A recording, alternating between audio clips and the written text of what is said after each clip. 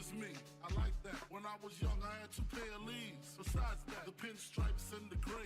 The one I wore on Mondays and Wednesdays. While niggas flirt, I'm throwing tigers on my shirt and alligators. You wanna see the inside? I see you later. They come the drama. Oh, that's that nigga with the fake. Wow, why you punch me in my face? Stay in your place, play your position. Become my intuition. Go in this nigga pocket, rob him while his friends watch it, and hoes clock it. Here comes respect.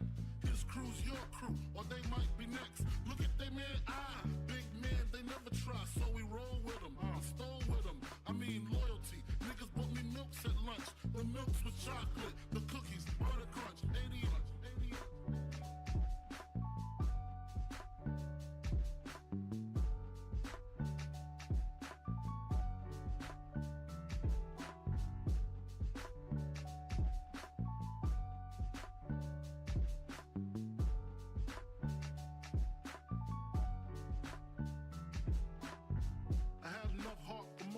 Long as I got stuff for most of them soft. Even when I was wrong, I got my point across. They depicted me the boss. Of course, my orange box cutter make the world go round. Plus I'm fucking bitches ain't my homegirls now. Start stacking, dabbled in crack, gun packing. Nickname Medina, made the scenes, took my Ninas. From gym class to English, pass off for global. The only nigga with a mobile. Can't you see like total? Getting larger in waist and taste. Ain't no telling where this felon is heading. Just in case, keep a shell at the tip of your melon. Clear the space. Your brain was a terrible thing to waste.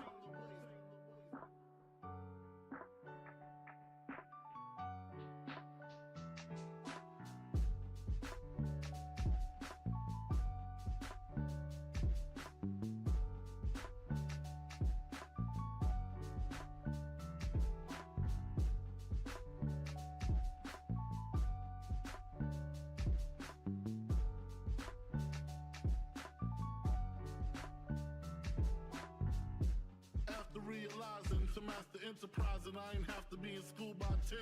I then began to encounter with my counterparts on how to burn the block apart. Break it down into sections. Drugs by these selections. Some use pipes, others use injections. Syringe sold separately. Frank the deputy, quick to grab my Smith & Wesson like my dick was missing. To protect my position, my corner, my layer. While we out here, say the hustler's prayer. If the game shakes me or breaks me, I hope it makes me a better man. Take a better stand. Put money in my mom's hand. Get my daughter this college plan, so she don't need no man. Stay far from timid. Only make moves when your heart's in it. And live the phrase, sky's the limit. Motherfucker.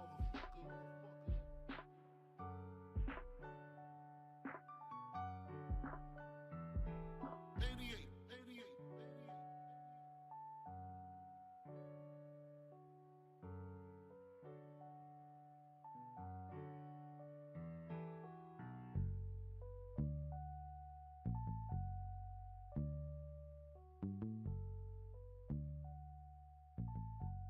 And live the phrase, sky's the limit.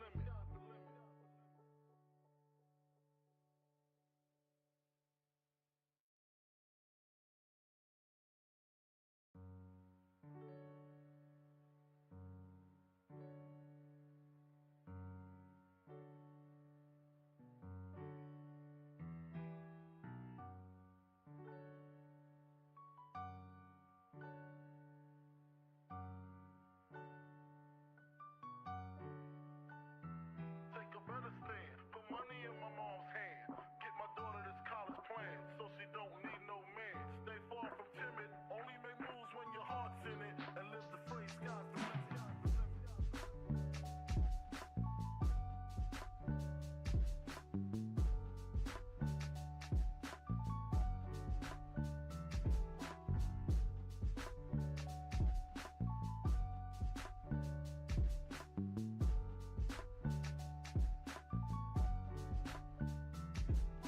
Never been as broke as me. I like that. When I was young, I had 2 pair of leaves. Besides that, the pinstripes and the gray. The one I wore on Mondays and Wednesdays. While niggas flirt, I'm throwing tigers on my shirt and alligators. You wanna see the inside? I see you later. Here come the drama. Oh, that's that nigga with the fake. Wow, why you punch me be in my face, stay in your place, play your position, become my intuition. Go in this nigga pocket, rob him while his friends watch it, and hoes clock it. Here comes respect. His crew's your crew, or they might be next. Look at they man, big man, they never try, so we roll with them, stole with them. I mean loyalty. Niggas bought me milks at lunch. The milks with chocolate, the cookies, butter crunch, 88.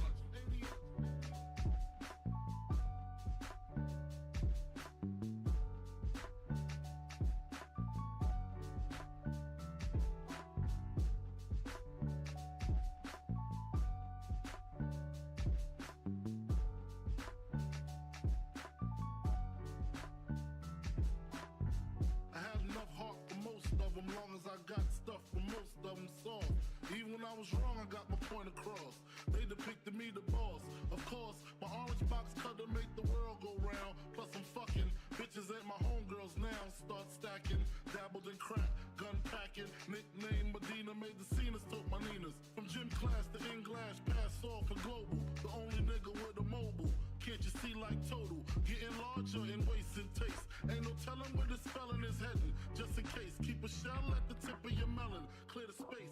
Your brain was a terrible thing to waste.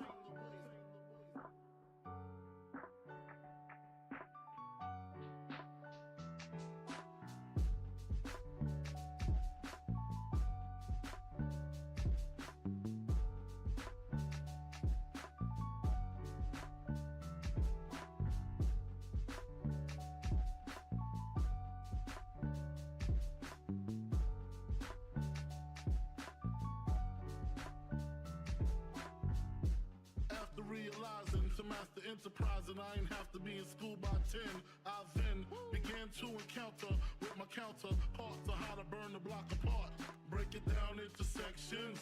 Drugs by these selections. Some use pipes, others use injections. Syringe sold separately. Frank the deputy, quick to grab my Smith & Wesson like my dick was missing. To protect my position, my corner, my layer. While we out here, say the hustler's prayer. If the game shakes me or breaks me, I hope it makes me a better man.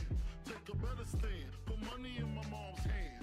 Get my daughter this college plan, so she don't need no man. Stay far from timid, only make moves when your heart's in it. And live the phrase, sky's the limit.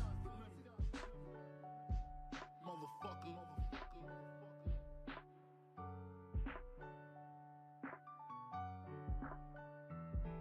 88.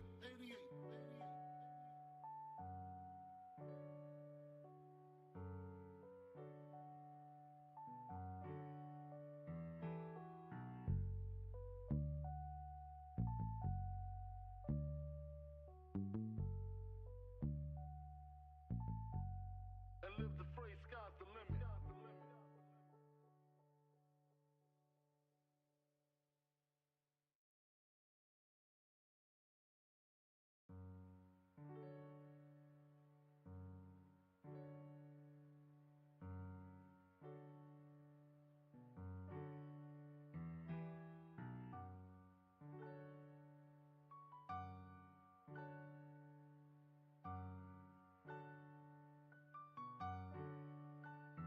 Take a better stand, put money in my mom's hand. Get my daughter this college plan, so she don't need no man. Stay far from timid, only make moves when your heart's in it. And live the phrase, sky's the limit.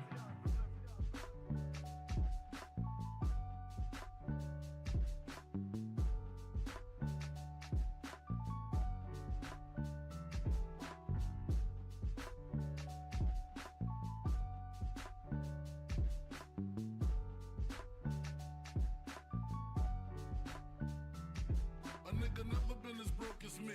I like that. When I was young, I had 2 pair of leaves. Besides that.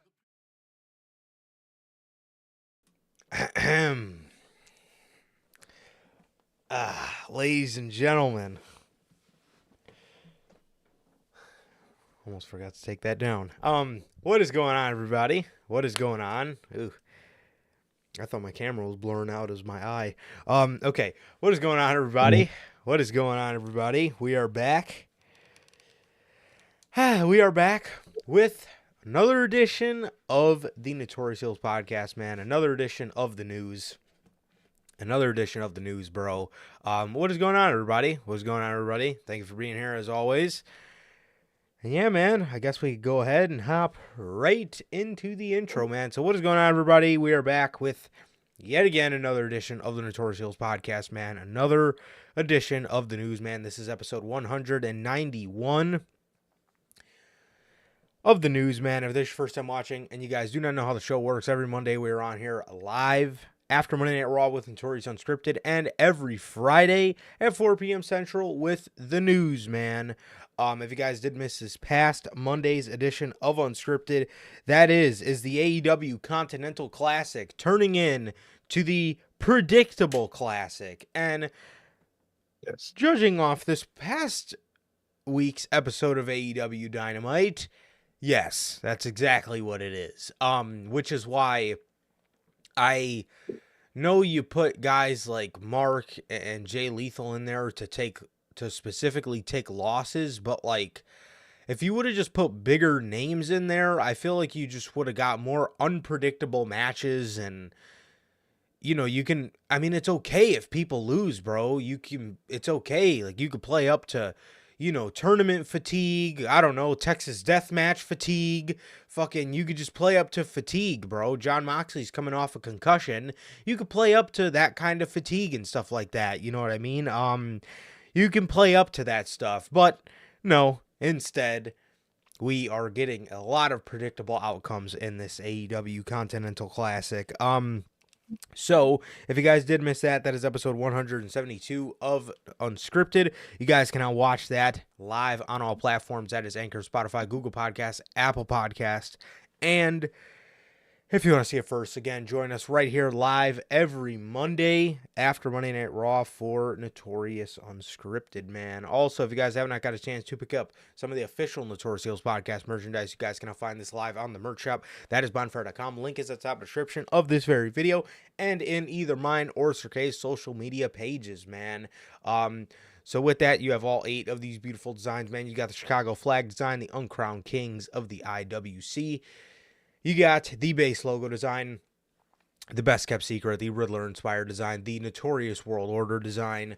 That comes in 3 versions. The Chicago flag version, like you see on your screen. You got the classic black and white and the Wolfpack red, the Grand Slam design, the Notorious scratch logo, and the only community that matters. Also, if you guys are looking for something festive to wear for the holiday season, as we are coming up on the Christmas time of year, the holiday season, man, you guys can get the Notorious Christmas design. So again, all of these beautiful designs plus more that you see on your screen are available for you guys live on the merch shop. Again, that is bonfire.com. Link is at the top of the description of this very video, man. Also, if this is your first time watching, you guys do not know who we are here at the Notorious Heels podcast. I am Johnny Mayhem, one half of the hosts of this very podcast. And as for the other half, we got my man Sir K here. How's it going, man? Going good, man. Going good. Just been chilling out. Yeah, I'm just waiting for Christmas, man. Waiting for Christmas. Waiting for that whole season, and after that, man, 2024 is probably gonna be the slowest year of my life. I swear to God, I know it will. I know it fucking will, man. All the shit we possibly get in 2025, 2024 is gonna go by so slow. So in a way, kind of dreading it just because I just know it's gonna go by so slow. Yep. But other than that, man, I've been good. Just chilling, and everything's been normal, man. Like Durante always asks, man, how's life? How's the family? Life's good. The family's good. How about you, Durante? And how's everybody in chat? How are you guys doing? Chat or the replay? How's everybody doing? And what are you, bro? How you doing? I'm good, bro. I'm good. Yeah, I'm good, dude. Chilling, bro. Chilling. Can't complain, man. So yeah, kind of sitting in the same spot you are. Kind of not dreading 2024, but I guess dreading how slow it's gonna go, how snail's pace it's going to go. I can already feel it, but I'm already anticipating it, so maybe it won't go by that slow. I'm just kind of, I guess, just, if you don't think about it, before you know it, it'll be December, and we'll be going into 2025.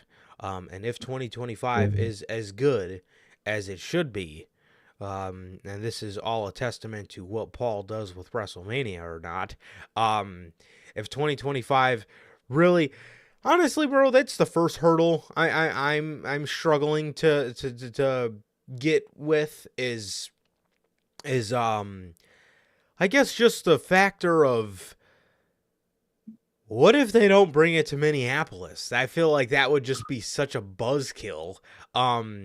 So for me, Just so lame. I'm excited. I'm excited for Mania 2025, but I'm also holding a huge glimpse of my excitement. A huge glimpse of my excitement because what are the fucking odds they just back out and want to do somewhere else? That's kind of a little bit of a scary part for me, to be honest. Oh, dude, swear, especially since they haven't announced it yet. Yep. I feel like they want to do something like big and different that year, and that's why it's taking so long. And I'm scared. But to be honest, bro, I don't know if I would do 41 in like a place like the UK. I would do like I would say like save the UK for like a bigger number like 45 or 50. I get you don't want to. I get you don't want to do.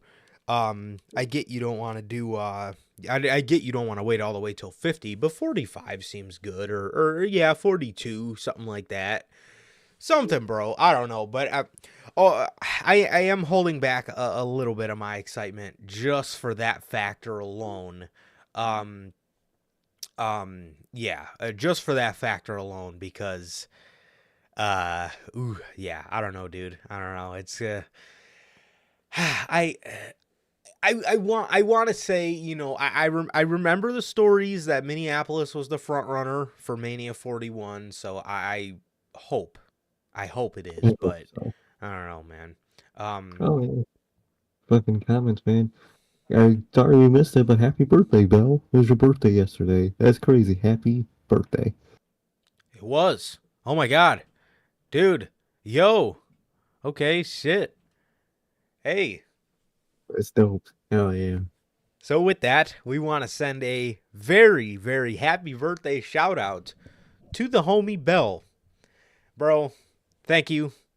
Dude, thank you for everything you do for us, bro. Being, I talk to you guys more than I talk to some of my family, bro. So you guys are my family. And yes, we just want to show love. We just want to show love to you. We just want to show love to you. And hey, happy birthday, the Notorious Hills podcast, Twisted Sister, bro. So yes, hell yeah. Thank you so much for everything you do for us. Thank you for always being here. Thank you for always showing up, being yourself. We love it. We love you, man. So happy birthday, and yeet, happy fucking birthday to the fucking goat. Hell yeah. No, but happy birthday to the GOAT. Hell yeah. Absolutely. Absolutely. So happy birthday to Belle, man. Happy birthday to Belle. That's what's up.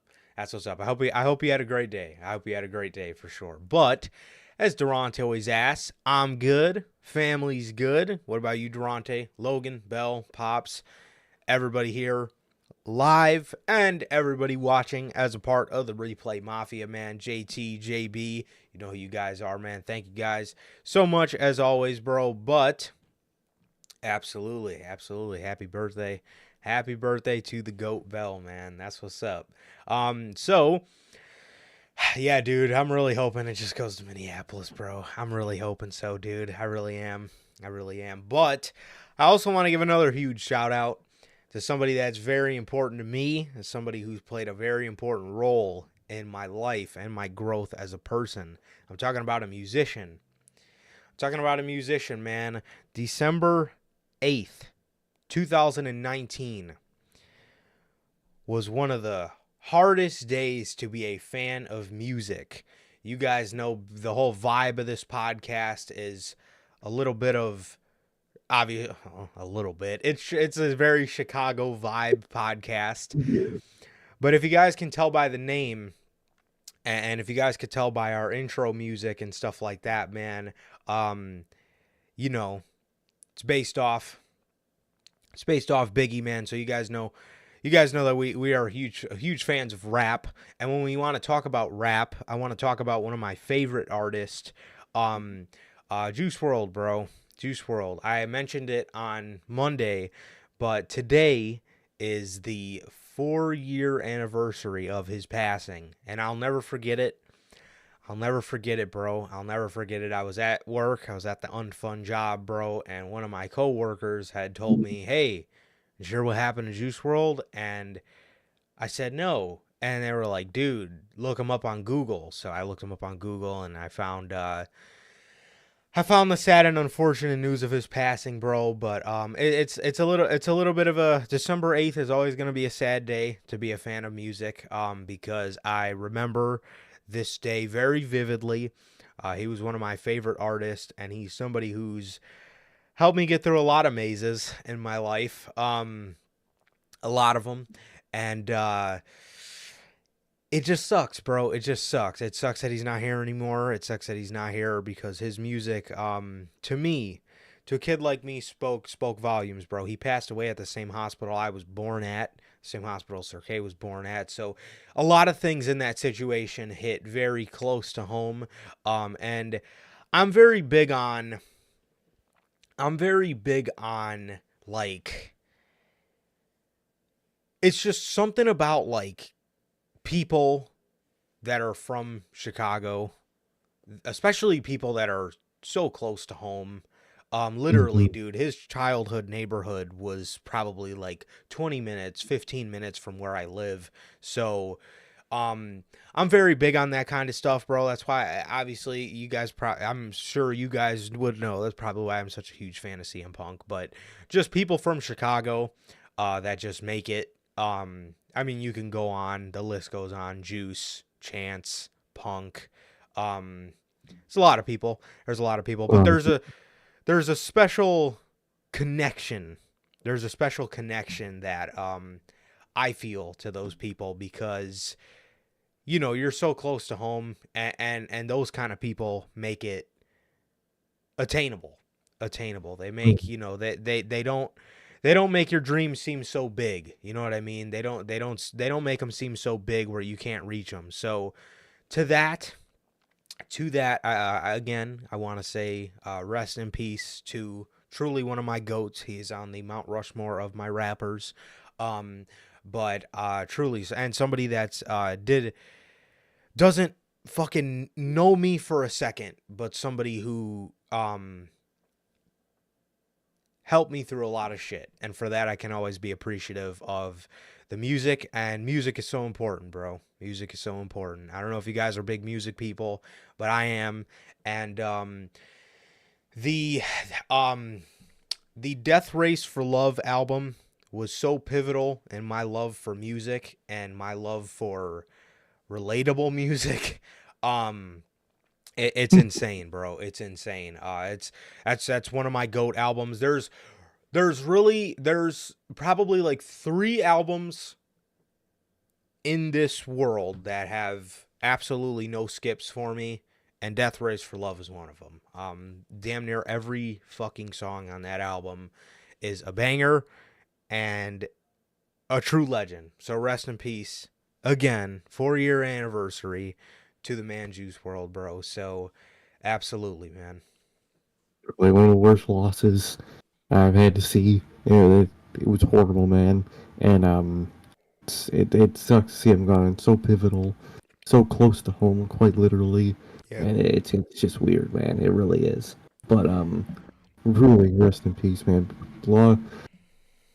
Passed away in the same hospital. Not only me, where you were born at, but so was the GOAT, Lockport Phil.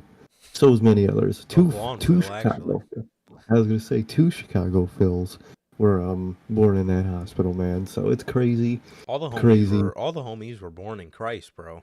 My niece was born in Christ. All the homies were born in Christ, bro. Christ Hospital is legendary, man. It really is. Truly does suck, man, and he truly is missed. Yeah. Oh, fuck yeah. You know, I listen to a lot of his stuff all the time, and I constantly say to myself, bro, like, man, dude, where would he have gone?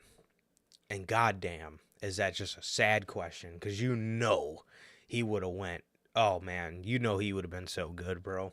You know he would have been so good. But he's truly missed, bro. He's truly missed. So, you know we're here to talk about wrestling, bro. But you also know that we got to come on here and rep, you know, things and people that we love, bro. So, and, yeah, man. Yeah, man. Bell, it actually was not Kanye West. It is a independent wrestler. I heard that one was fake. The independent guy, I don't think that one was real. Really? Casey Huffman? Yeah. I heard that one was just cap. Well, then what the fuck? So it might be Kanye, which... Oh, Kanye has YEET. Yeah. He's got the artist Yeet. Yeah. Yeet. Yeah. Okay. Well, who the fuck has YEET? Unbelievable. I don't even know. It makes me think Unfucking Kanye, because I feel like if it was some indie schmuck, WWE would have just paid his ass out. Yeah, fucking invite him to the Performance Center. There you go, buddy. You want a job? Give us YEET. Because the fuck? Yeah. Come on, guys. Come on. So, I don't know who the fuck has YEET, but it's really pissing me off, and we'll get to it. But, We will. like we said on Monday, and Logan can attest to this, and a couple other of our buddies can too, we were saying YEET when the Bloodline was saying YEET, before it was on t-shirts. So, what I'm getting at is we have to be the YEET successors. We have to be the successors of the YEET, which we will. We will carry on the legacy because people want to be assholes and not sign over trademarks. Yeah, there is a rapper named YEET with YEAT. Yeah. Yeah, it's YEA. It's not the E. I've really only time I've seen spelling of Yeet spelling. It was from that Vine. This bitch empty. Yeah. Yeah. So who knows who has that fucking trademark? But we're gonna find them. We're gonna take care of this problem. Don't worry, guys. Yes, absolutely. Absolutely, man. So yeah, man. So that's pretty much it for the intro, bro. So with that, man, let's go ahead and hop right into our first story. And oh yeah, we're gonna talk about him first. We're talking about the social media sheriff. Bryan Danielson. What were you saying? Did you see Bryan's tweet earlier? I did not. This man tweeted out about his match with Daniel Garcia tonight. He said, also, if you don't watch my AEW Rampage match tonight, I'm going to fine every single one of you. Unbelievable. Unbelievable. Fucking Bryan. Also, I need to address a comment from Logan. Yeet. Daniel Garcia is getting eliminated from the Continental Classic tonight. I'm sure of it. I mean, it's a predictable classic after all. He's facing... I mean, yeah, he is facing Bryan, right? Oh, yeah. Good Lord. Predictable classic, man.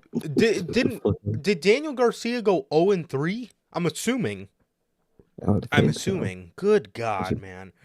Bryan. Okay, so... according to a report from Sean Ross Sapp of Fightful, Bryan Danielson's new role on the AEW disciplinary committee has seen him empowered and trusted enough to fine AEW talent for social media misconduct.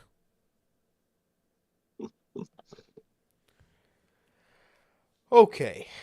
So, there's a lot to unpack here. All right. So, let's see. All right. So, Fightful shed a little more light on the significant role of AEW's disciplinary committee. And Bryan takes the lead in imposing fines as deemed necessary.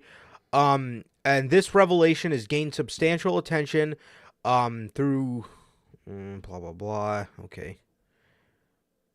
Okay, so despite his reputation for keeping a low profile on social media, within the exception of Tout, Danielson has actively been involved in addressing issues related to social media conduct in recent weeks. The focus primarily revolves around ensuring that AEW maintains its professional image as a company. Encompassing actions as seemingly minor as retweets and likes. It's worth noting that such fines do not appear as a commonplace occurrence. Danielson's stature as a locker room leader has been well established, evident in his role as a prominent figure during his meetings that followed AEW All In this year. During these gatherings, he provided insights into the termination of CM Punk, shedding light on the decision-making process. Moreover, earlier this year, Danielson addressed the conduct expected during interviews, demonstrating his commitment to fostering professionalism within the AEW talent pool. Similar decisions took place during talent meetings the previous year following the Brawl Out incident. In essence, Bryan Danielson is not one to intolerate inappropriate behavior on social media platforms, so it's advisable not to let your digital alter ego run wild in his domain. In more uplifting concerns, Bryan Danielson, Fightful also reports that AEW officials have expressed the enthusiasm for the Danielson versus Garcia matchup. Okay. All right. So that's pretty much the end of that. Okay. So I see a lot of people complaining about this. And I'm going to be as harsh and as upfront about this as I possibly can be. I see a lot of fucking people complaining, this isn't what AEW is. Yeah. Do you want to know what you same people said a year ago? AEW needs structure. AEW needs a backbone. Dude. This is the backbone. Do you think it is okay for irresponsible fucks? I almost hit the CM Punk line. I almost said irresponsible EVPs. I don't know why that almost came out of my mouth. Irresponsible people in your locker room to go out there and like anti-MJF tweets. This is the same guy who keeps your company, who's been keeping your company warm for the past year. This is that guy. That in no way is not okay. And they do need to maintain professionalism because there is none. It's not good for AEW for these people to go out there and fucking say, it's not good for these people to go out there and fucking bury the company. It's just not. It doesn't make AEW look any better, especially with the current state that they are in. It does no favors. So, again, these are the same people saying, these are literally the same people that said AEW needs a structure, AEW needs backbone, AEW, they need bosses. They do. They fucking do. It's a bunch of kids back there. So if this is what you have to do, then this is what you have to do. My problem with this comes from Bryan Danielson being the guy that has to spearhead all this. Tony, what the fuck? Bryan Danielson? Why don't you just hire somebody to be a part of your disciplinary committee? Why do you have to make one of the guys that is just not only a locker room leader, but somebody who's very well liked in the business? Why do you have to put this on his shoulders? That's my only thing about this, bro. But yeah, AEW does need something like this. And I hate that it's come to this because in 2021, nobody was tweeting bad shit about AEW. Nobody was. But everybody wants to be fucking children now and fucking go ahead and tweet about this and go ahead. Now, I will say, some of the things that they are being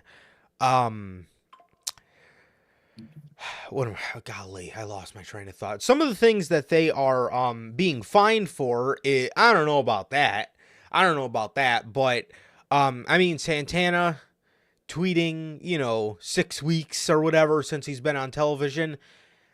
I don't know if that's really grounds to be fired for, or I mean fined for, but whatever. But I don't know, dude. I don't agree. I don't agree with it being Bryan. I really don't. I know he's an honest guy, and I know people trust his opinion, but you fucking see bad social media content, or bad social media content when you see it. It doesn't take fucking Bryan Danielson to know what a disrespectful AEW tweet is. Now, asking Bryan Danielson, "Hey dude, what do you think we should do about CM Punk?"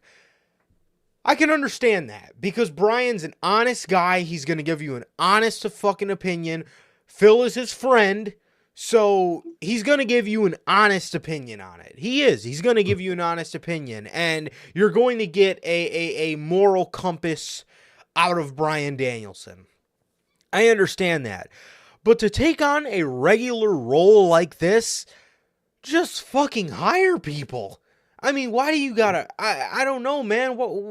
I don't get it. I really don't get it. And I don't agree with Danielson taking on a full-time role in swiping through people's Twitter likes. I mean, you hire a team for that, bro.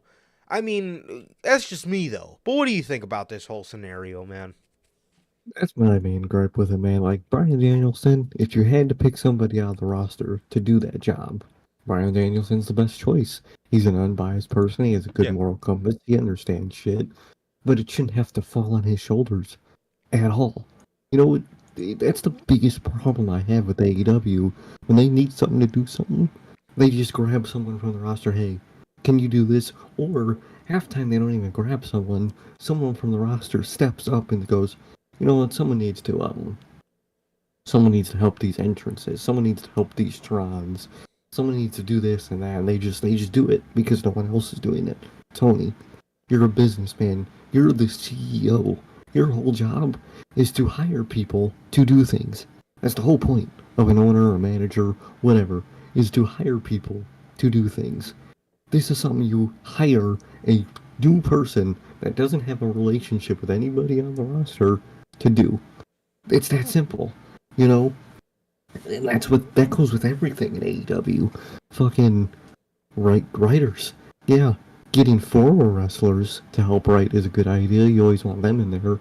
But there's nothing wrong with hiring just normal TV writers to help flush out your writing team.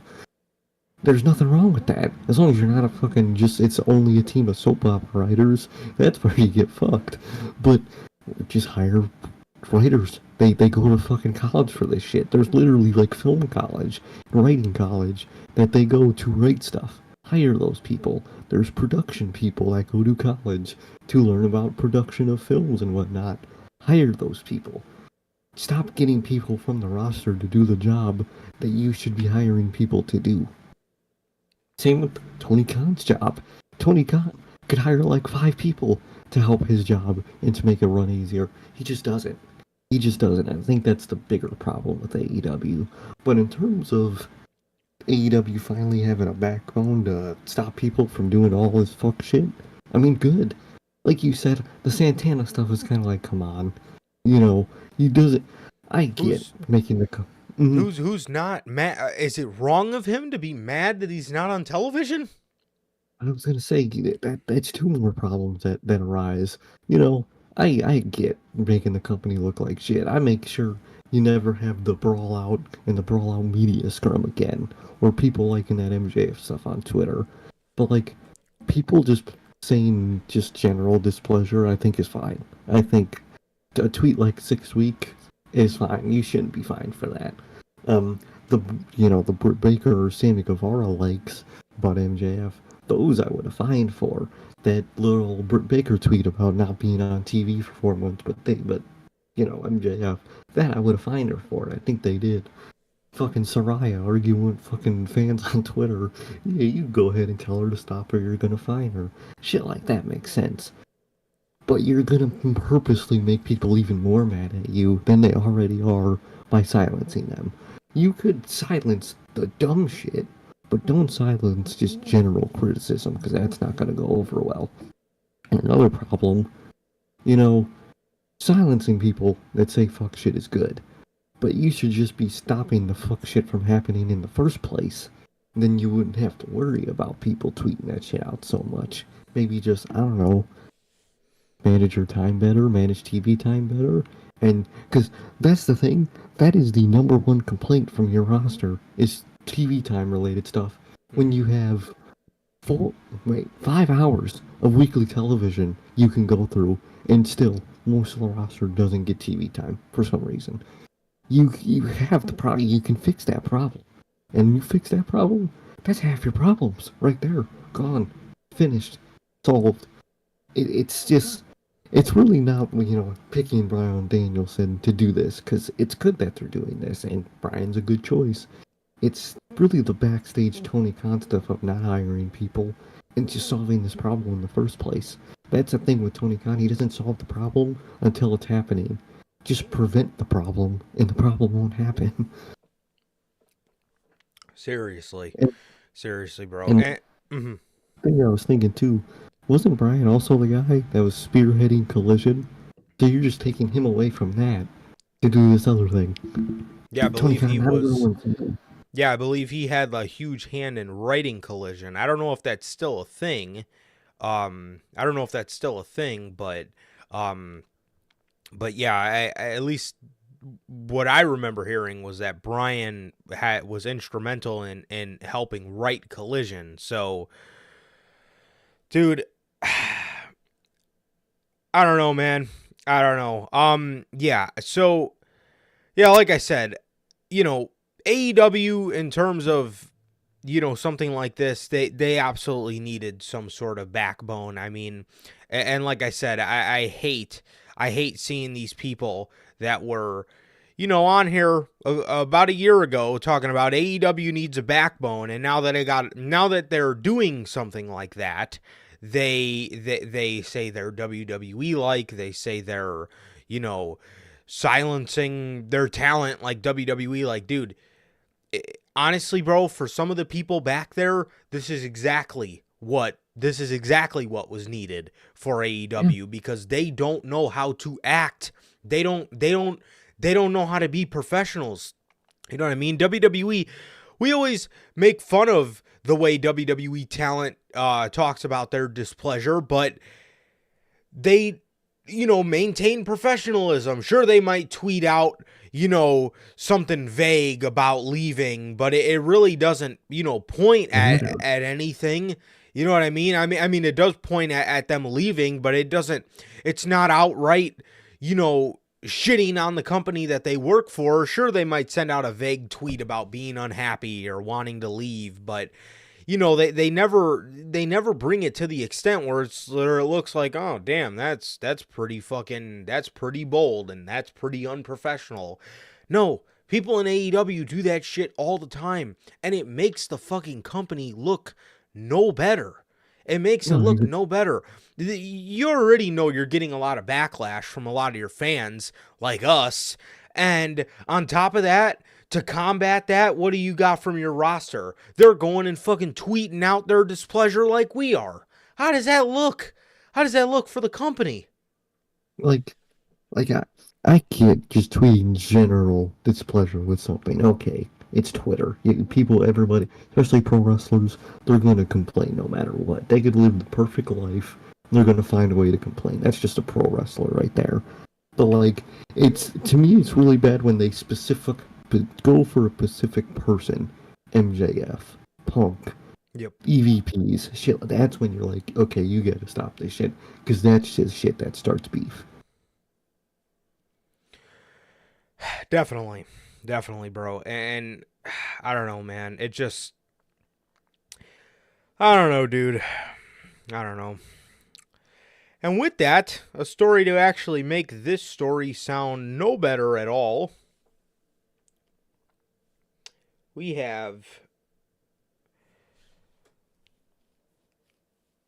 AEW, and there being a lot of negativity in AEW right now.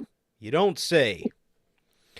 A recent report has indicated that there is much negativity backstage in AEW these days, and the reason for it may have come to light.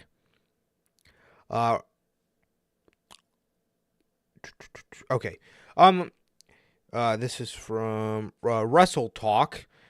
He says, I think there's some stems from the show Saturday night, which obviously was a very poor crowd. It's interesting because there's a lot of negativity, while at the same time the company's grossing more money by far than it ever has in the last couple of months.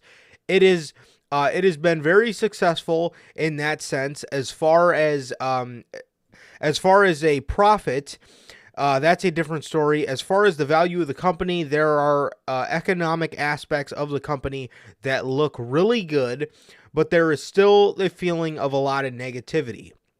And then Meltzer noted that AEW was far from number one right now and wasn't as competitive as they were 8 months ago. He said 18 months ago. He says, understandably in wrestling, it's always who's number one, and they are far from number one right now. They were a lot more competitive in things like television ratings and attendance and things like that 18 months ago than they are now. So it's kind of just a really interesting thing that you've got a negative perception, which usually comes when the economics are bad, but the economics are not bad right now, but they are still worrisome right now in the sense when you look at the future and when you look at the upcoming shows, you don't see shows that look like they're going to draw big crowds in too many places.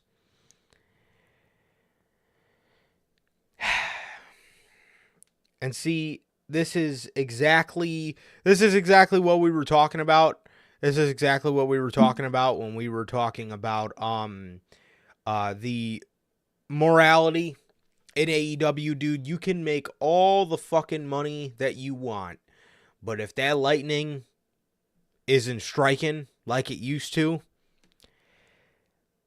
then yeah, there is going to be a lot of negativity involved, and it almost seems like they're ignoring, it almost seems like they're ignoring the poor attendance and the poor ratings because they're grossing, higher than they ever have. When it's just like, dude, this is the reason this company was created, not to shill out for money and things like that. I mean, and that's all Tony Khan's become nowadays, is a fucking money mark.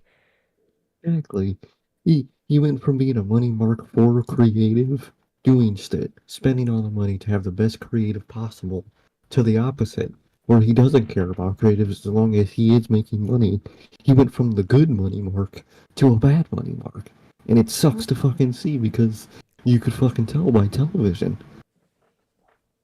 It's like, dude, if we fucking wanted you to be Vince McMahon, then we would have just stayed watching WWE.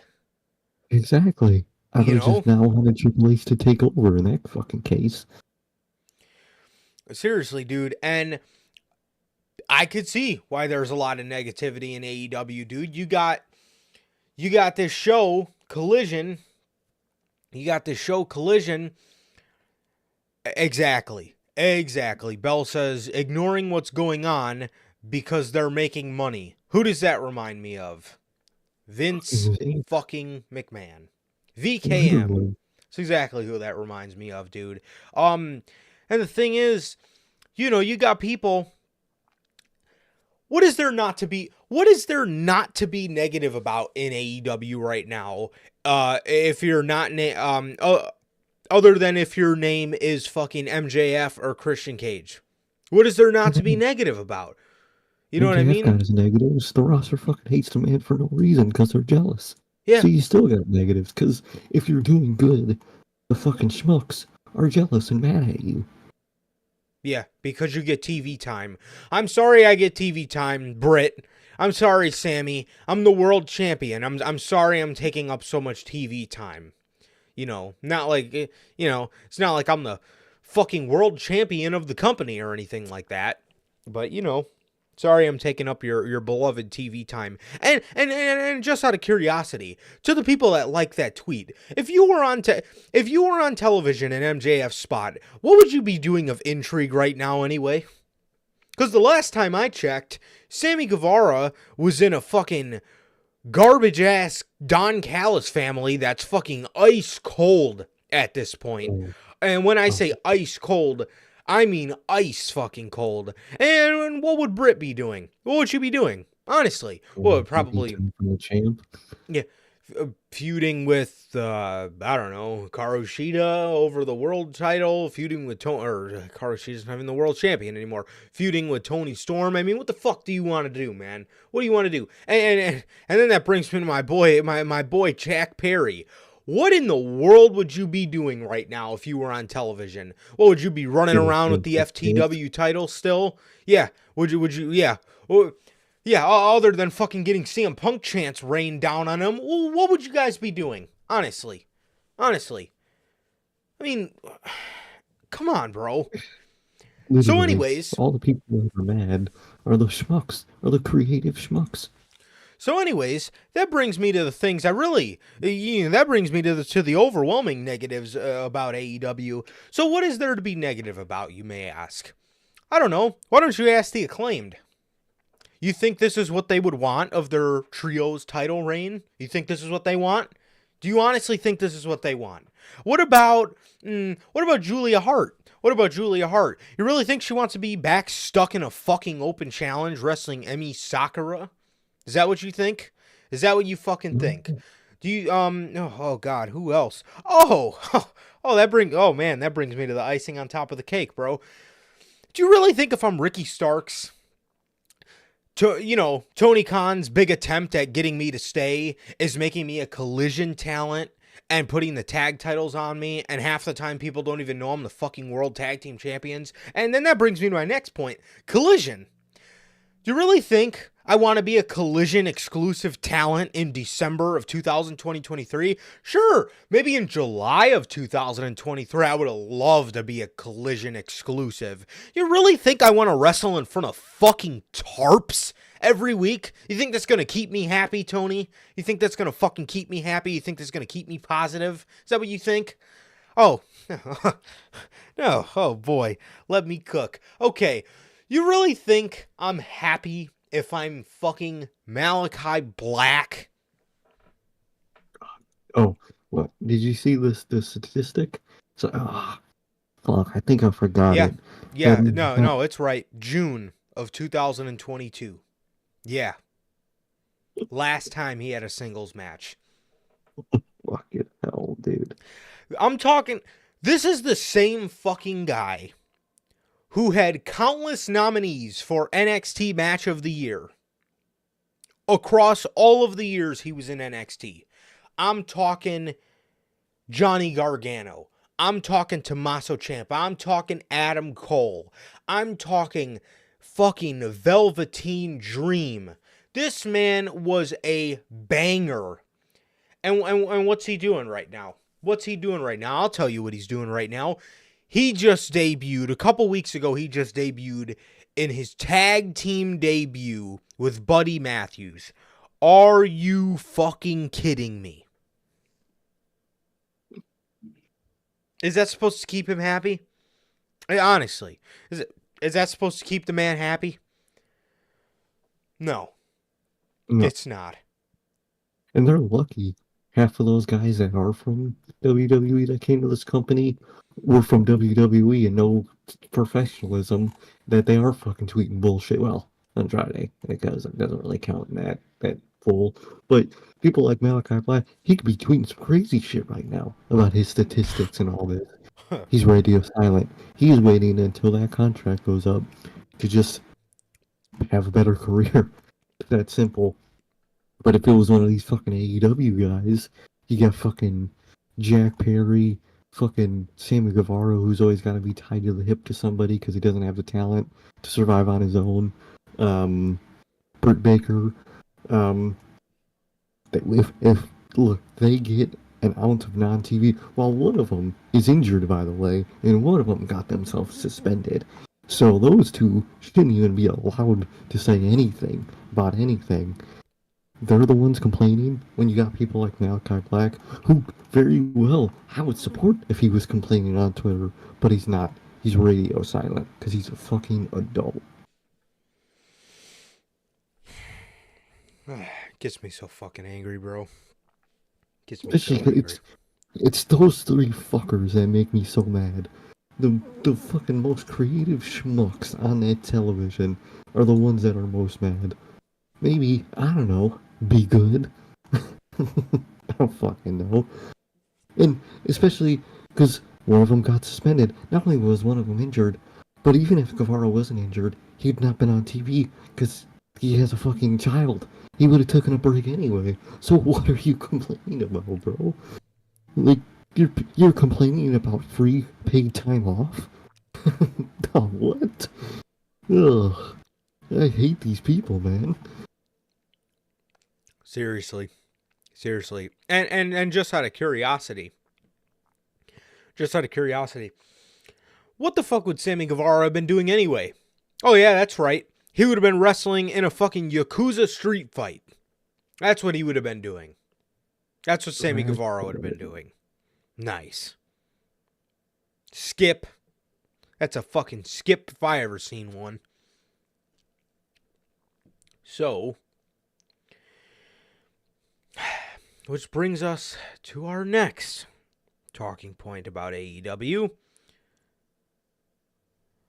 Tony Khan was talking about why Ric Flair is on AEW television. He spoke with the New York Post. Ugh. He says, "We're not paying Ric Flair. Ric Flair is essentially paying us. We're getting paid by Woo Energy for all of his appearances. So we're collecting revenue for them." Of course. And that fucking explains all of it. That's all I needed to hear. Okay, thank you, Tony. Now I know why you are sacrificing certain parts of AEW television. And you know what? Everybody wants to complain about MJF, right? Everybody wants to complain about MJF taking up TV time. What about the actual pieces of fat on AEW television that need to be cut off? What about that? Like, yeah, why isn't this whole roster bitching at Ric Flair? Why? What the fuck? I would. That's what I would be bitching about, not fucking MJF. That absolutely answers the question on why he's on television. Because Tony likes the money. Tony loves the money. He's a fucking money mark. So now, I will never question why Ric Flair's on AEW television again. Because, once again, Tony, you've made an ass out of yourself, and you fucking... You marked out for money again. Again. Man loves this fucking... They must have been in the red deep, dude, for him to be this much of a fucking money mark. I knew they were in the red for a while. Trust me, guys. Our buddy reminded us for like 2 years straight. But they must have been in that shit deep if this man is fucking this thirsty for some money. Like, bro, obviously, AEW is not going to be making WWE money anyway. You have other businesses. Make your money from those businesses to build up AEWs. Don't just fucking take any money opportunity. You look so desperate. He does. Like, dog, you look so fucking desperate. It's sad. It makes your company look worse. It does. It makes it less valuable. Seriously, bro. So, congrats, Tony. You marked out for money again. And it's at the price of your television quality. Good going. That's how I like it.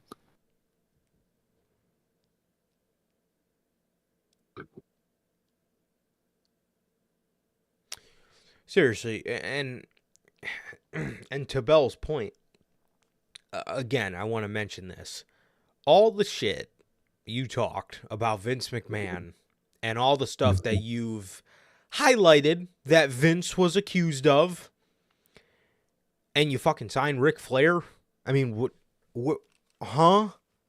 Y'all can't talk about blood money now. You got your own fucking blood money right there. Fucking Ric Flair. Seriously. That's literally blood money. It Just is. like fucking Saudi. I don't know, man. Fucking ridiculous. Congrats, Tony. Congrats. You've made an ass of yourself, and you've showed us exactly why Ric Flair's on television, and exactly why you love having Ric Flair on your television. Yet again, you fucking marked out for the dough. Nice. Nice going, Tony. Nice fucking going. Now, speaking of people that should legitimately be upset with this company, and he is, and he's actually one of the ones that's very vocal about it, Andrade. Andrade El Idolo's future in question as AEW contract seems to come to an end soon. While speaking on the Wrestling Observer Radio, Dave Meltzer talked about Andrade El Idolo's future in AEW. Meltzer noted that his AEW contract will expire soon. There is a chance he could make his way to WWE. However, he plans on making an appearance in CMLL before that, as he won't be able to do it if he joins WWE again. Dave says he's going back to CMLL. I'm sure, not sure exactly what week, but probably relatively soon. On Friday night's Arena Mexico, he had talked to AAA about going back there and decided to go to CMLL. I think he wanted to do it. It's because that is where he started. Because there's no real money, even though CMLL is drawing big crowds. There's no real money being paid by CMLL. Andrade actually charges a lot for his appearances in Mexico, so I think it's just something that he wants to do. And his deal is coming up relatively soon, unless it's extended or something because of time off for injuries or whatever. But he thinks that his deal is up pretty soon, so he wanted to go back to CMLL in case he ends up going back to WWE. He's not made a decision on what he's going to do next. He's not signed a new deal, but if he does go back to WWE, he knows he cannot go back to Arena Mexico. His AEW is the impression is his AEW deal is up pretty soon. He's just itching to get out of this fucking company. And if his contract is up around May, because that's when he was brought in, the episode after Double or Nothing, I remember they did a Friday episode of Dynamite, one of those Fridays, and I remember watching it while we were on stream. And I remember you could just see me gasp in the video because I was just in complete awe that Andrade just fucking walked out on my television. It was pretty fucking sick. But obviously he wants to go back to CMLL right now because he knows damn well he's going back to WWE. Charlotte's there. Triple H is there now. Triple H is going to utilize him. The LWO just broke up, so you can further that with getting Zelina Vega out of the group and putting her back with Andrade. And we're off to the races, and we can continue to start fucking cooking again. So yeah, I think he's going back to WWE, but if he is up around May, you also got to take into account Tony Khan's probably going to add some injury time onto there. Probably. So, probably, I'm guessing, summer 2024, somewhere around there. Mm-hmm. Which is kind of crazy. I mean, kind of one of the big criticisms of Vince McMahon and WWE of doing that, but he does it too, which, I mean, if they do it, I guess you might as well do it too, but hopefully he gets to go back there relatively soon, because that's where we all know he's fucking going, and I cannot wait. Oh, that would be perfect, bro. That would be perfect, bro. You have heel Santos. And then, Santos kind of got a beef with Zelina, so Zelina could eventually bring back in Andrade to fight Santos. Ooh, shit would be sick. Hell yeah. Shit would be sick. But yeah, man. So looks like Andrade's end of days are coming up in AEW, man. And good God, I've never been more fucking stoked for somebody to leave a company. 3 years of Andrade's career wasted. Fucking wasted. Doing nothing for 3 goddamn years. That's a fucking crime. 3 pay-per-view matches. 3. And my favorite match ever that I've ever watched did nothing with them. Yep. 3 pay-per-view matches in AEW in 3 years. Good job, Tony. Good job.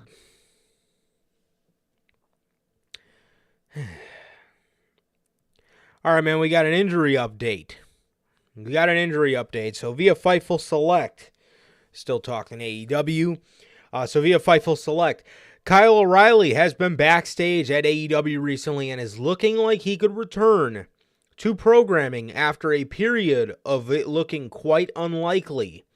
Kyle O'Reilly was also said to throw out a couple hints about being almost ready to come back and getting that itch again, man. So looks like Kyle O'Reilly could be coming back soon, and I'm excited for him, bro. I'm excited for him, and I'm excited to see what he can do. Obviously, I can hope for an AEW Undisputed Era, but of that coming back is going to be in the WWE. So there's that for you. No, dude, literally. But I'm glad to see him come back soon, and I hope when he comes back, Adam Cole is heel, and he's a part of that group. Definitely, man. Definitely. There might be a new Undisputed Era. I'm talking Cole, O'Reilly, Roddy, The Kingdom, and Wardlow. Ah, that is fucking dick, dude. That's just wonderful. God, what a fucking dropped ball. But yes, I mean, I'm excited. I'm excited to see Kyle O'Reilly back, and I'm excited to see what he can do, bro. I'm excited to see what he can do. I'm excited to.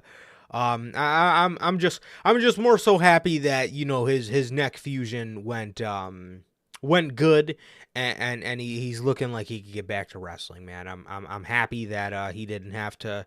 I'm happy that he didn't have to call it a quits, bro. Exactly. I'm really happy. That's great. That's always great news.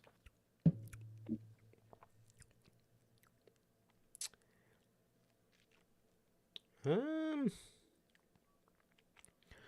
right, man. So I think this is our last AEW story, I think. Okay. Mercedes. Sean Sapp recently talked about Mercedes Moné and her return. He said, I do think there's more of a possibility of Mercedes heading to WWE than I did in August. There was a working plan for Mercedes and AEW to work together, because when I followed up on that, I have not been told of any current active plan for that to happen. Damn. Oh. It's intriguing, man. I think that with that CM Punk debut and the whole change of regime, I think it's very likely that we could see Mercedes Moné coming back to WWE, and that I really can't wait for. Absolutely, bro. Absolutely. It will be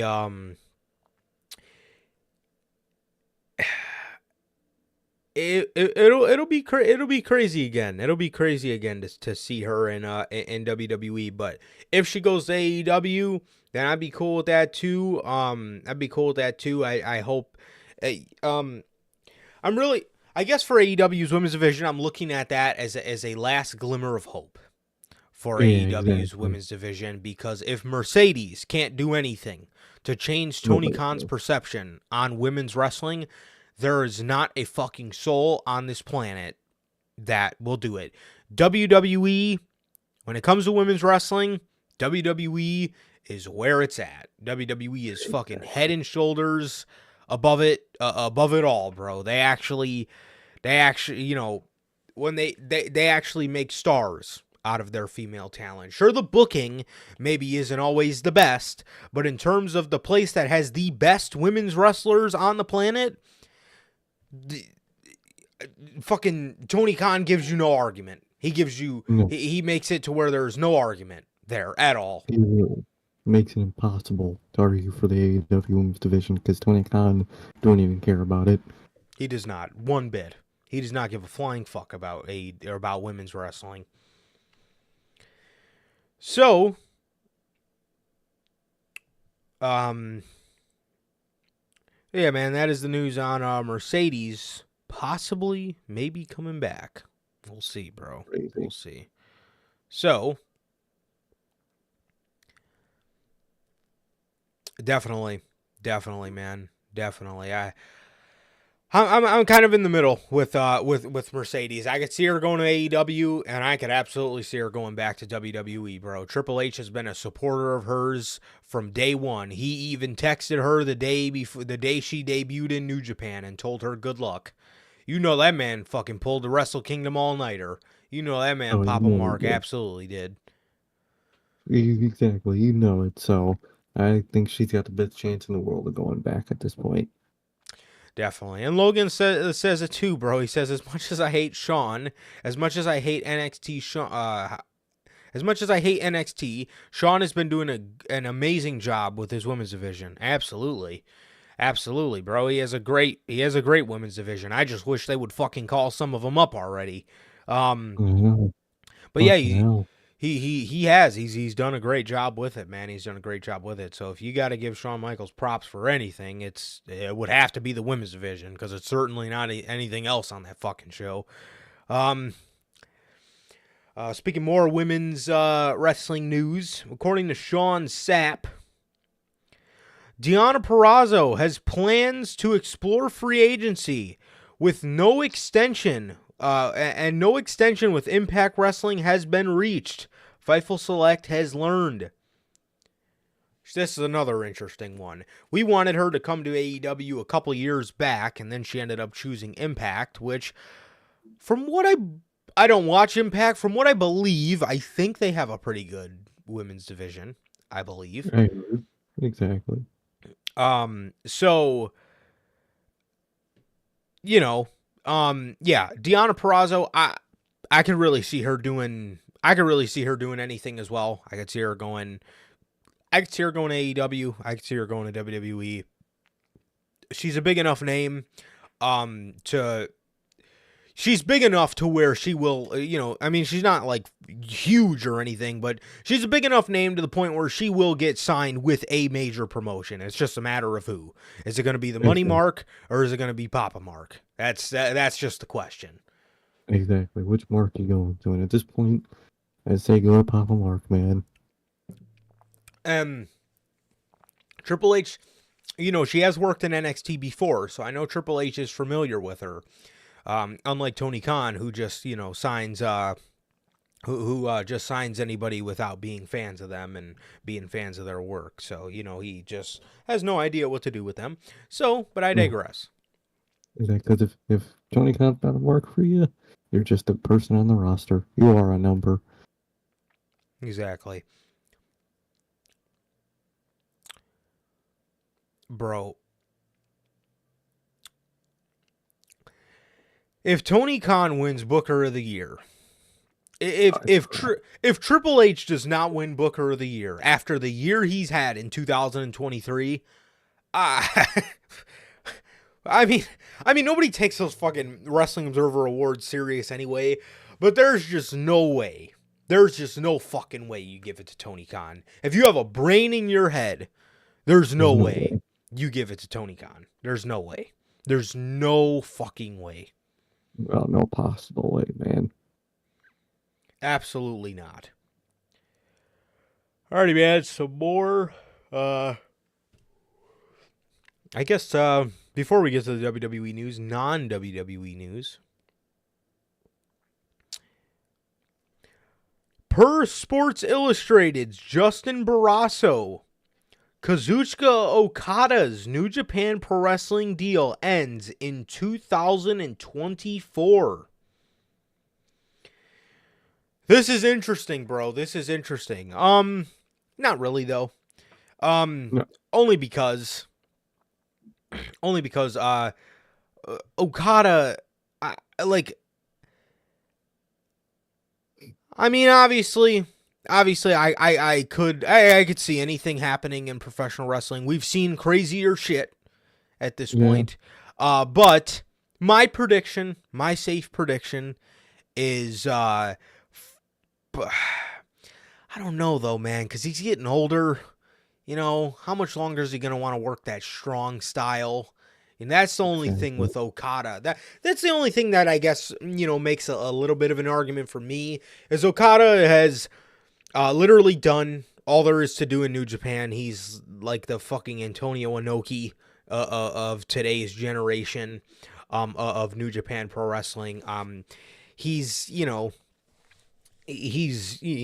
is grandfathered into that damn company, but similar to Shinsuke Nakamura, Shinsuke left because he was getting older and he didn't want to, he was getting older and he didn't want to, he didn't want to work strong style anymore. It was too tough on his body. It was too taxing on his body. So that's the things that got me thinking with Okada. And honestly, if there's anywhere to go, it would definitely be WWE, bro, because if you go to AEW, then you're not going to be working strong style, but you're still going to have to work a tough style. So Exactly. You still have to work a very hard-hitting style, but go to WWE, man.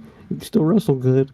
You could just chill out for the most part, man. And I think, to be honest, that might be the best path for Okada. It really might be.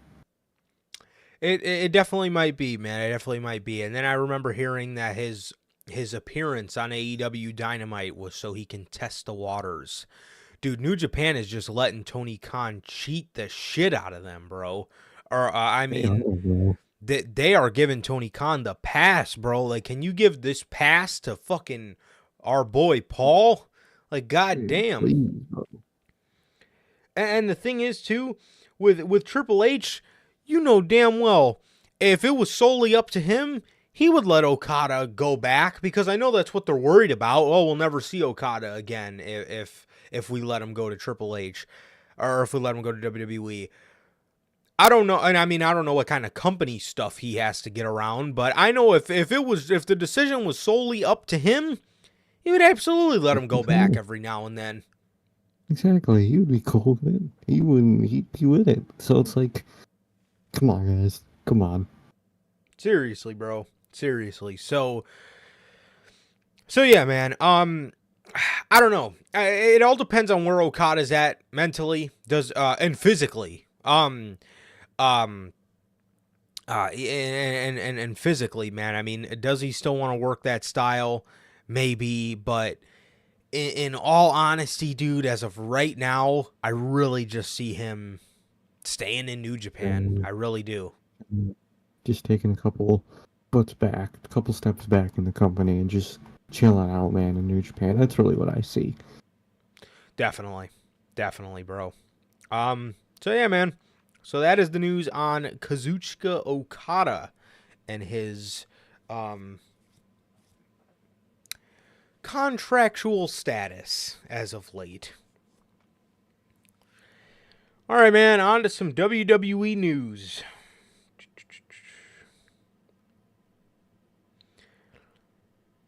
Kevin Owens, man. Kevin Owens is injured. On the December 1st edition of SmackDown, Kevin Owens faced Grayson Waller in singles action. Austin Theory got involved in the bout, stamping stomping on Kevin Owens' right hand against the ring steps. WWE has now announced that KO has suffered a major injury during the attack. In a digital exclusive, WWE revealed Kevin Owens has sustained an injury, fracturing his 4th and 5th metacarpal during SmackDown last night. Did he actually get hurt off one of those spots? Because if he did, that's crazy. It's fucked, dude. That could be fucked. But then again, Sammy also did get some granted time off, so I don't know if maybe this is a work. I don't know if this is a work injury, but if it's not, I'm glad it's not too major of an injury. It's just a hand injury, but it still sucks nonetheless. It really does, man. Hopefully it's not real, and if it is real, hopefully it's not too time consuming, man. But hopefully it's just an excuse for time off. Absolutely, man. And with that, on his own personal request, it is being reported by Wrestling Observer Newsletter that Sami Zayn has been granted some time off by WWE. I feel like we'll see him pop back up in the Royal Rumble. So it's going to suck. It's going to suck because Sammy is one of the best parts about Monday Night Raw, but it is going to be all that much better when he does come back, man. So I'm excited. I'm excited to see him back already, man. I miss him already. So, but I hope he enjoys his time off though. Hopefully, bro. Hopefully he does. Definitely, man. Definitely, bro. So, yes, Sami Zayn will be getting some time off. Alrighty, man. More injury news. Wes Lee. A lot of people did not know. A lot of people did not know if this was real or not. But apparently it is. Wes Lee has sustained a back injury, which will require him to be out of action for 8 to 12 months. Fuck. And he will require surgery. Holy shit. That sucks, dude. That really sucks. That really does suck, bro. That really does suck. I really feel for him. I believe he said on Wednesday or something like that he has no feeling in his legs. Golly. That's the worst, man. Wish that on nobody. Seriously, man. Yes, Wes Lee. He's a tremendous talent. He's a tremendous talent, bro. And you just hate seeing anything. You just hate seeing anything like this happen to somebody like him, bro. It sucks, man. It sucks. But I wish him a speedy recovery, and I hope everything stays well with him physically and mentally, bro. So I wish him the best, dude. Really, man. I hope everything goes good, and I hope he could stay up, man. Definitely, bro. Definitely, man.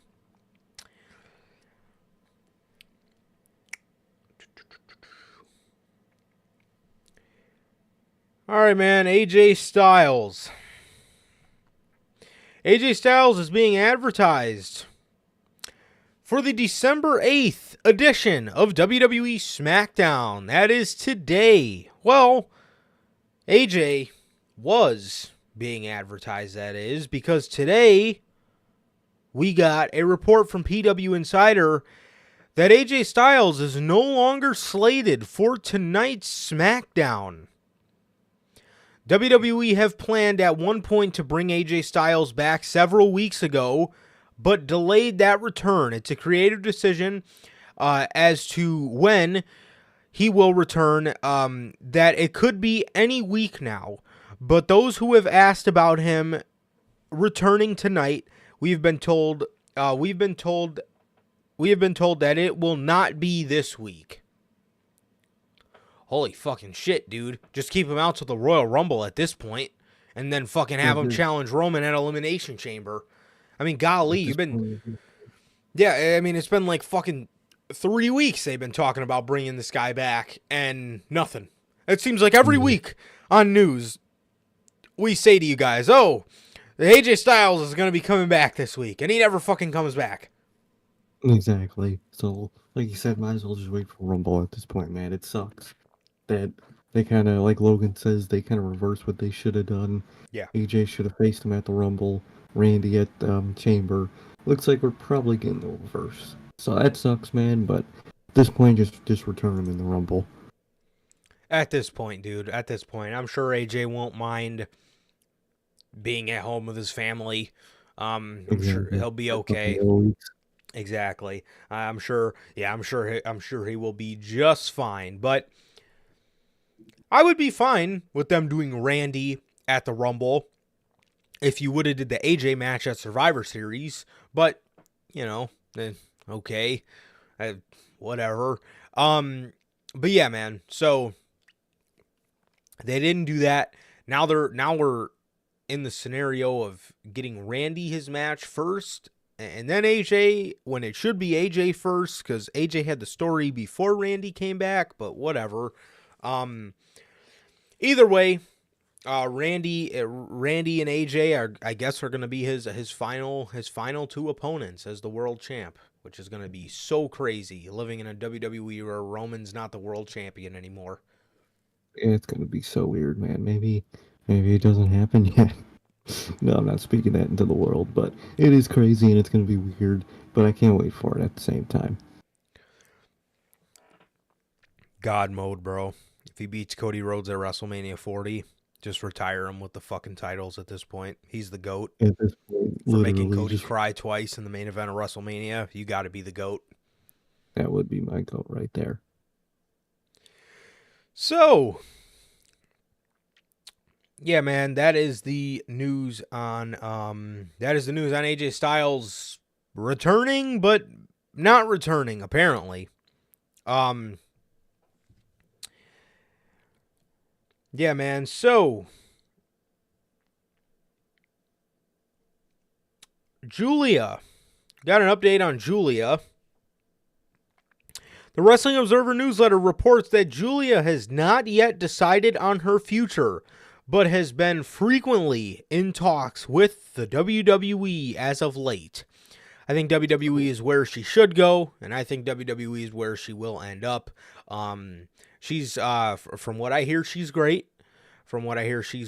And I would love to see a little bit more of the greatness, bro. I would love to see a little bit more of the greatness. So, yeah, man, I'd be all down for it, bro. I'd be all down for it. So, yeah, I hope she does end up there, man. As long as it's not AEW, because golly, do I want no women's wrestler to go to AEW at this point. Literally, dude, literally. So I hope she goes to WWE. I heard she's been taking a lot of English classes. I've heard that. So let's hope it goes good, man. And let's hope she picks the right company. Definitely. And it seems like she's on the right track. Oh, God, I hope so. All right, man. According to the Wrestling Observer newsletter, Tyler Bate could soon make his WWE main roster debut. Holy fuck. Want to know a statistic I saw about this man being in NXT? Oh, God, lay Not on only, me. there's two actually. When he debuted in NXT, McIntyre was the TNA champ, the Impact World champ. Right. And then CM Punk fought in the UFC, did WWE backstage on Fox, returned to wrestling in AEW, and now returned to WWE. Oh, all this man was stuck in the chains of developmental. Wow. Drew McIntyre was the Impact champ when that man debuted down there. Damn. Like, dog, what the fuck? Finally, this is happening. Finally. Dude, please get fucking Tyler Bate on the main roster. And it makes all the sense. Brawling Brutes just broke up. Get him and Trent Seven back with fucking Pete Dunne and fucking have them, have him shed the butch shit and fucking have him be Pete Dunne. Have him be Pete Dunne and have them be British strong style. Golly, that would go so nuts. That would go crazy, dude. Dude, God. yeah. I mean, that man is beyond ready. That man has been ready. That man has been fucking more than ready for years. Dude, you watch Tyler Bate in the ring. Dude, Tyler Bate at 21 years old was more fluent in the ring than half of the fucking bums you had on the main roster at the time. Literally. And you stuck that man in the same spot for years, man. Finally, time to get him out of there. Yes, get him the fuck out of there, please. I mean that man is. I mean, in terms of in ring, I know a lot of people think Pete Dunne's a more intriguing character, which he is, bro. But I mean, if you're talking about somebody in the ring, that man Tyler Bate, that man Tyler Bate is fucking. That man Tyler Bate is yes, he's absolutely goated. That man is fantastic in the ring. He really is, man. He really fucking is. 100%, bro. 100%. So please, let's get that man on the main roster and maybe even get British Strong Style back up on the main roster, bro. So Let's get it, dog. That's hopefully. definitely, man. Alrighty, bro. So the TKO Chief Operating Officer Mark Shapiro has revealed at the UBS press conference that TKO wants to cut the WWE live event schedule. Look at that. Yeah, this is what happened when you finally get good business people in this company, man. You had that money Mark Vince doing all these fucking house shows because they just grinded up money. But guess what? They're making money through everything else.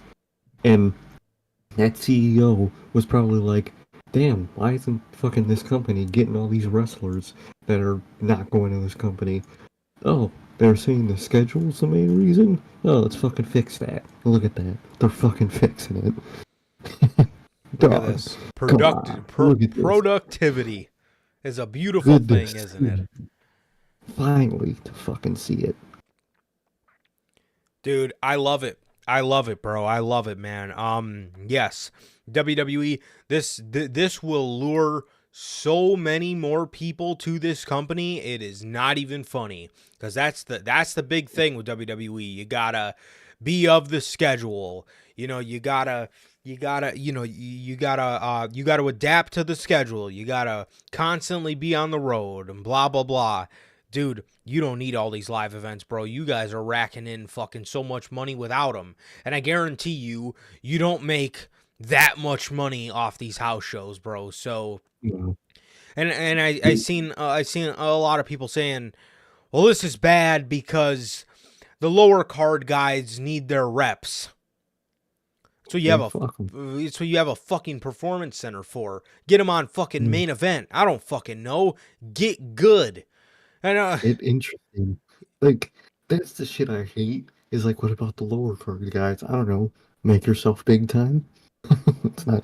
So now you got Triple H. Now, if you get big time, there's no excuse that you're not gonna get at least somewhere greater than you are now. Put in the fucking work. Put in the work. Yeah, you're good in the ring. Go make yourself interesting, dude. Get a gimmick or get a look. Cut a promo. Become interesting, man. It's that simple. I don't care about the lower tier guys, dude. I don't. They're lower tier for a reason.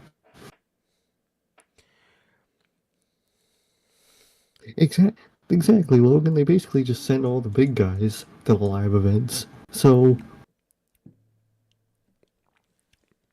seriously, yeah, exactly. Put on more dark matches with the fucking lower card guys. I don't know. Like what the fuck?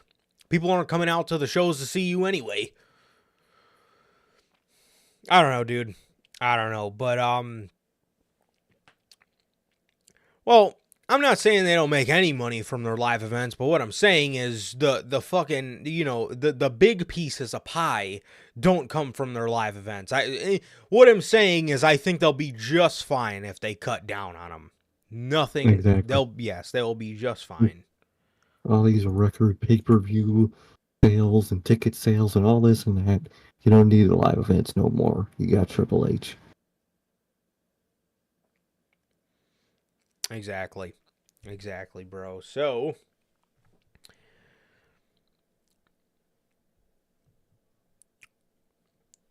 Christmas Raw. So, it is reported from the Wrestling Observer Radio. The episode of Raw on December 25th will be a review of the best moments of 2023. The superstars will take the day off to be at home with their families. As expected, we definitely will probably be doing something different for Unscripted this year. Because of World's End, we have to fucking wait till after the new year to do the year-end awards because World's End just happens to be 2 days before the year's over. So, so that will probably have to come at a little bit of a probably just like, I mean, not too far off, just probably like the first week of January, but regardless, yes, yeah, so they do this stuff every year, and I like it. I like it. It gives, the chance for, these guys to be home. And I mean, why put on an episode of Monday Night Raw? Why even tape an episode of Monday Night Raw anyway, bro? Just let them be home. Let them, be home with their families. Let them relax and, move on with it, bro. Don't, I mean, there's no point in episodes of Raw like that. So, and I mean, those year in review episodes are kind of nice anyway, bro. So I mean, it's all good. It's all good, and nobody's gonna be missing anything. So we'll probably do Unscripted on like that Saturday night or something like that. So because there's just no point of doing that kind of stuff on Christmas. No point, man. So, it'll be different, and it's good because no one should have to go to work on fucking on Christmas, man. So, I think that's a good choice. It's the obvious choice. Exactly. Logan says, people are like, why don't we tape Raw? Like, bro, people don't want to sit there for 7 hours. Exactly. Oh my god, sitting there for 7 hours. And plus, that doesn't matter. It doesn't even count all the random like dark matches and time between. Yep. Oh, fuck that, dude. Fuck that. Yeah, kill me, dude. That sounds fucking abysmal. Alrighty, man. And for our final story of the day, WWE abandons Jey Uso's YEET catchphrase due to legal hurdles. All right, man. So, WWE and Jey Uso have been using YEET a lot after Uso left the bloodline, even getting the fans involved in a big way. That said, any mention of the word was censored on Raw this week. According to WrestleVotes, WWE has been forced to abandon the trademark to abandon the term due to trademark issues.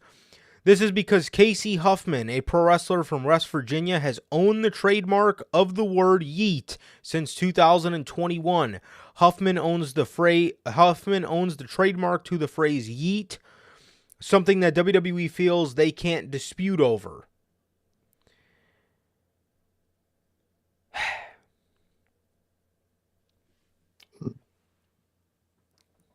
Pay the guy. Pay the schmuck. If he does have the trademark to it, pay the fucking guy, man. I mean, for the love of God. Exactly. If that is it, just fucking pay the dude. You're WWE. You have all these fucking evil, strong lawyers, man. Just bury the guy. At this point, you're no different than doing it anyway. Just get that trademark, and if it's not, I really want to know what's stopping them so bad from getting this YEET trademark. Seriously, bro. What makes me especially mad about it, he was saying it before they were selling merch, man. So if you can't sell merch, just let the guy still say it. Exactly. The fuck? Exactly. 100%. 100%, bro. So, yeah, I don't know, man. I don't know. So, yeah, dude, you know, I don't know. It sucks, man. It sucks. I wish. I mean, that was such a good part of his act. It was such a funny part of his act, bro. Like, why would you take Yeet away from Jey Uso? Like, that's like taking Yeet away from the bloodline. You know what I mean? Like, it was just a funny fucking word Part they of it. said. It really was. It really was, bro. So I don't know. I don't know why you would. I don't know why you would take that away. I really don't know why you would take that away, and I don't know why. I don't know why you can't just pay this guy, bro. Just fucking pay him. And if he doesn't take that, then fucking pay him and offer him a fucking job. I mean, what is the guy doing anyway? I'm sure he would love an opportunity to come down and work at or to come down and be a student at the Performance Center and just have a job with WWE. Like, what the fuck? Just fucking pay the guy, or there's a million other things you can offer him. Exactly. There's a million things you could do, and if you can't get this trademark for Yeet at all, I don't know, add add an E, make one of the E's an A, um, do a fucking different type of T. It's all about typing it out. Just type it out a slight bit different, and you get away with it. Yep. I don't know, man. I don't know, man. But yeah, so it looks like there will be no more Yeet in WWE, dude, and that absolutely sucks, dude. They took all the merch down. It sucks, man. It sucks. It really does. It really does, man. Because like I said, that was just such a funny part of Jey Uso's whole act. But it is something that really sucks, bro. It is something that really sucks, man. And I hate it.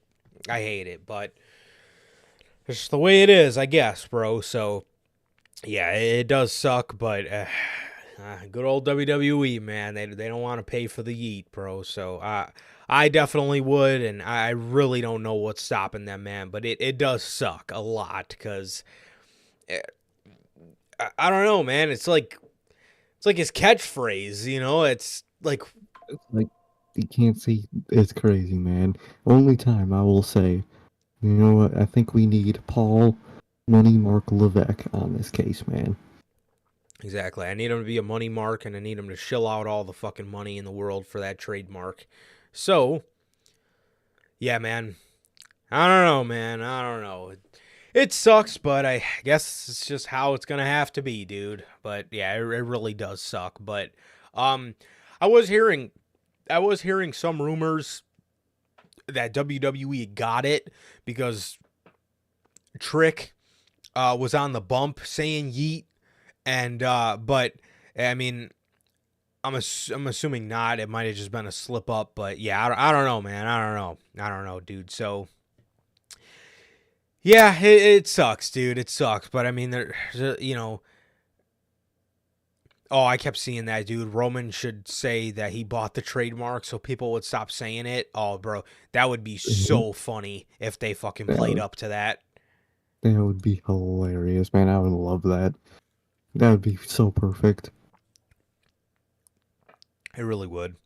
It really would, bro. So it really would. But yeah, man, I hate it, dude. That's like taking away from LA Knight. Like, what the fuck? Like, Like, exactly. You can't do that. That's their catchphrase.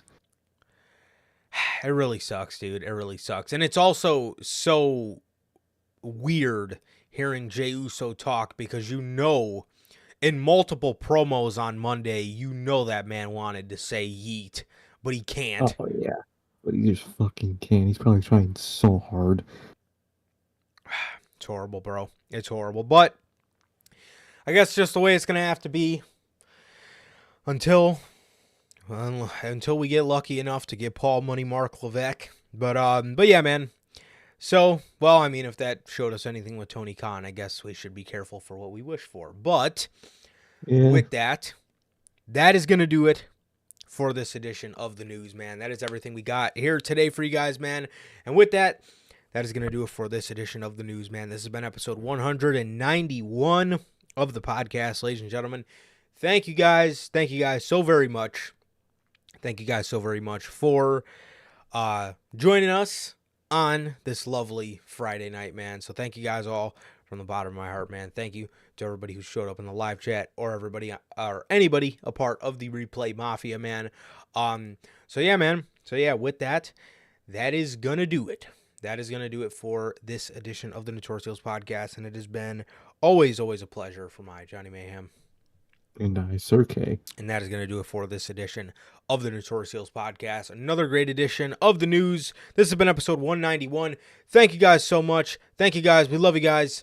Please like, comment, and subscribe. And we will see you guys on Monday with Notorious Unscripted. Peace.